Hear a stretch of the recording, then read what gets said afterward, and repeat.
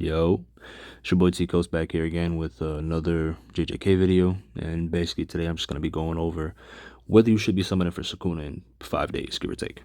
Now, what I will tell you is that when Sukuna dropped on JP, he was insanely cracked. Like, he was doing a lot of damage even without the boost to Mono Blue, as far as, having Momo and then having Geto and then having, Nanami on the team doing an absurd amount of damage.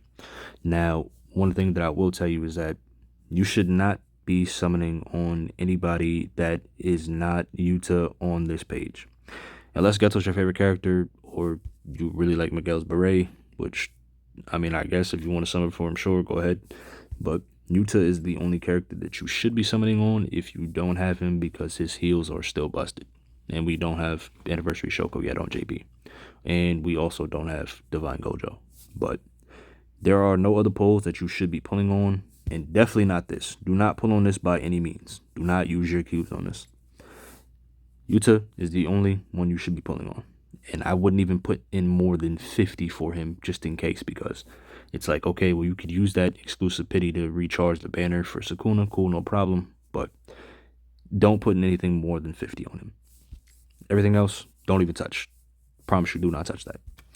Now, what I was trying to tell people before was that if you should have summoned for Gojo, because this Gojo is the best Gojo in the game, and he does stay for 2 turns longer, but his longevity for how long the game's lifespan will be, it'll definitely be closer towards end game than it is closer to mid game.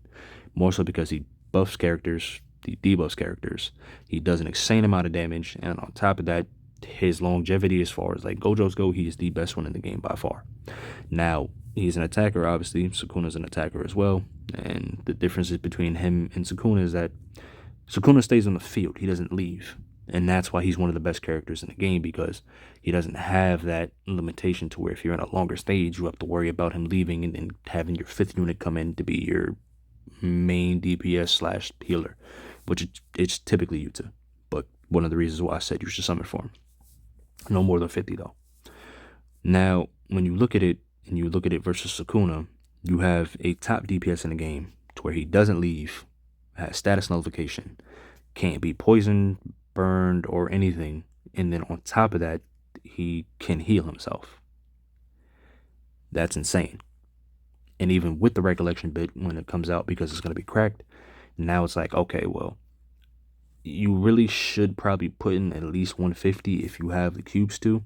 And then obviously if you have any of the pity points that you can put into the banner, you can put up to 100. So say if you put 100 on the banner, you should at least be putting in 150, because odds are you probably been summoning along the way, and hopefully you took those pity points and kept them and then put them into this banner. Now, free-to-play accounts or accounts that you have mad gems on, definitely go for him, because he's going to help save your account a lot of pulls.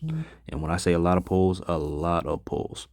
Now, one thing that I'll tell you also is that when you actually get to like summoning for him, try to make sure you have the resources to build him as well. Like, take this time to actually grind stages and hopefully try to get as much resources as possible, because you're going to want him as maxed as possible. And even with that, check Illusionary Tower. You should be able to get one of these, if I'm not mistaken, fairly soon. If I go back down, it'll show me this. You'll want to use the Phantom Steel stamp on him, because it's going to boost his level, and when you boost his level, obviously it'll boost his curse technique, his physical technique, HP, and so on and so forth. He's going to be able to help you in the later stages of tower when you need mono blue. And then on top of that, if you have Geto and say Momo, his damage is going to be increased. Like, he's going to be at least be able to do 5 million damage minimum, and that's with the buffs from the game. And then obviously with the regular characters that you should already have if you're not free to play. Now, I don't have any videos to actually show you, which is one of the problems because he's not out yet, but I already did most of the calcs and there's already a lot of videos out on it, so I'm not going to go through it. This is basically just my stance on what you should be doing. Now, if I was to show you exactly what this Gojo does, since I'm not doing anything right now, and I'll tell you. Now, one of the reasons why I was happy that I summoned for him, and I got lucky, is the fact that, like I said, he buffs units in extreme amount. Like, it's not even a question. Like, look at this. And this is exactly what Sukuna's going to be able to do too. Not as far as the buffing units, but he'll be able to actually present a real damage. Like the damage is about to be insane.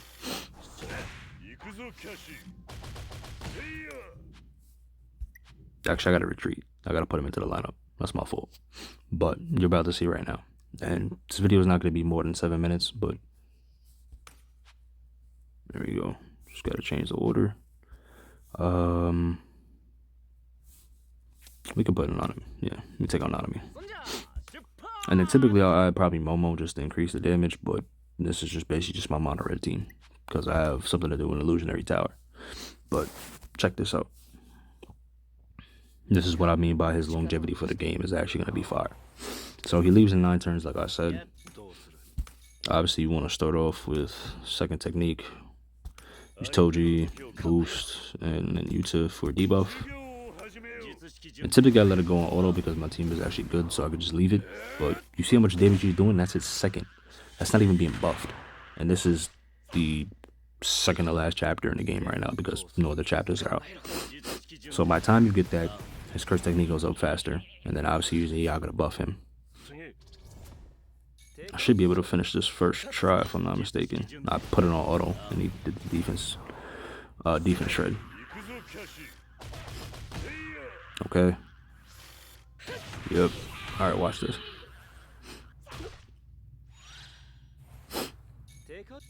So by the time you get to the boss stage, you'll already have 6 turns. So you might be able to get his ult. Look, he already has his ult. And that's because obviously I have the recollection bit, but look at this. Alright, so we'll do this. Actually, hold up. Oh. We'll do this, this, and this.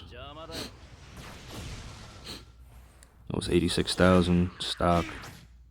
Okay. And we should have enough to get Yaga's ult back. Not ult, but this buff, well, debuff.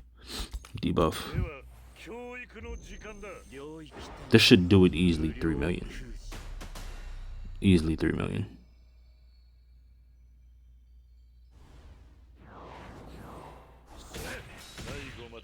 Not for him. Hopefully it doesn't kill. Alright, perfect. So after the buff, oh, I don't have his. That's tough. I forgot. But I should be able to do 3 million with. Should be able to do 3 million with Toji. Oh, he killed him. Oh, too late. But that was 2. That was 2. So you guys see the damage is there. Now, like I said, one of the things that I tell you guys is that, you know, this is your account. So obviously if you want to brick it, go ahead. Summon for whatever character you want to summon for. Cool. But the characters are going to get better. And realistically, like I said, Divine Gojo is coming out in maybe less than 3 or 4 months. And Shoko as well, one of the best healers in the game. So surely up to you guys. But like I said, I'll be making videos pretty much for as long as this game's lifespan's out. So definitely look forward to them. And I'll definitely catch you guys in the next video. Peace out. And save your post if you want.